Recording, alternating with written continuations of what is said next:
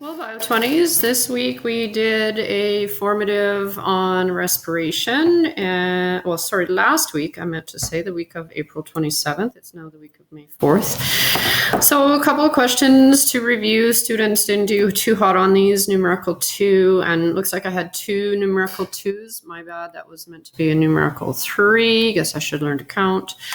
So anyhow, the numerical 2 question was just an anatomy question, and we're talking about exhaling. And so we were talking about air moving out of the lungs. So gas exchange occurs in the alveoli, and that's where the CO2 is going to move out in through a bronchiole, through the bronchus, up the trachea, out the larynx and pharynx, and on its way out. So 2413, and I think most students started out with a 2, but then the second one they got maybe mixed up between the bronchus and the bronchiole, or the trachea and the bronchiole.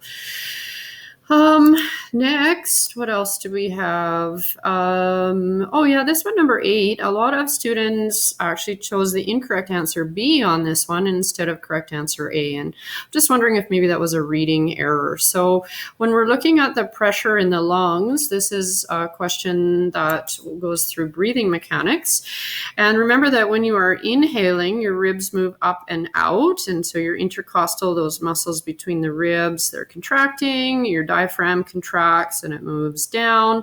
And so this was the bell jar picture, and they were pulling down on this to indicate that the diaphragm was pulling down. And so what happens? Well, the volume goes up and the pressure goes down. So a lot of students chose B, which is not correct. Is it inhalation? Yes. But does the pressure go up? No, the pressure goes down. Okay, so the volume, the size of the lungs is getting larger, but the pressure is lower, and so that's why the air is going to go in when you inhale. So that's an inverse relationship. Volume goes up, pressure goes down, and air goes in. So I just wonder if students maybe didn't read that correctly. Maybe you read volume instead of the word pressure. This question was the actual numerical response 3. I numbered it as 2, my bad on that. But here's these 3 different gases, and you were allowed to use a number more than one time.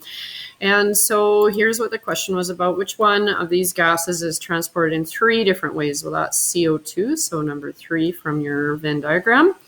Which one binds to hemoglobin? And this was one that a lot of students got wrong. Both do, right? Oxygen does, and so does CO2. 99% of oxygen is bound to hemoglobin, and about 23% of CO2. Which of these gases is transported in 2 different ways? That would be oxygen. And again, a lot of students maybe got this one wrong here as well. Mainly transported as bicarbonate ions. Well, that is CO2, and that's the enzyme carbonic anhydrase that helps out with that.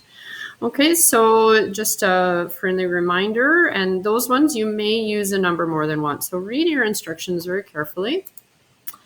And this week, May 4th week, some of you are done this work already. Good for you. Others are still working on this. It's due on Sunday night. And so we're doing a bit of an introduction to the excretory or urinary system. And so remember that the blood is coming from the heart and it's making its way down the aorta and into the kidney. And so the renal artery is taking blood into the kidney. Kidney is going to filter the blood and then make urine, and then the urine comes out the ureter. It's stored in the bladder, and then when you're ready to pee, it's going to come out the urethra. And so this is the pathway that urine takes from the kidney, ureter, bladder, urethra, and out. And don't forget that as the kidney is doing its job, it's filtering, it's removing wastes. Well, the clean blood is coming out from the kidney up the renal vein into the vena cava, and it's going back up into the heart. Okay, so just a reminder, there's a different pathway of blood flow and urine flow.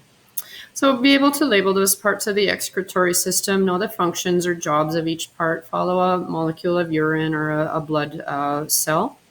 And then you'll learn a little bit about the anatomy of the nephron, the functional unit of the kidney. And you've got millions of these little nephrons. And so coming from that artery, the renal artery, you've got the afferent arterial blood coming in.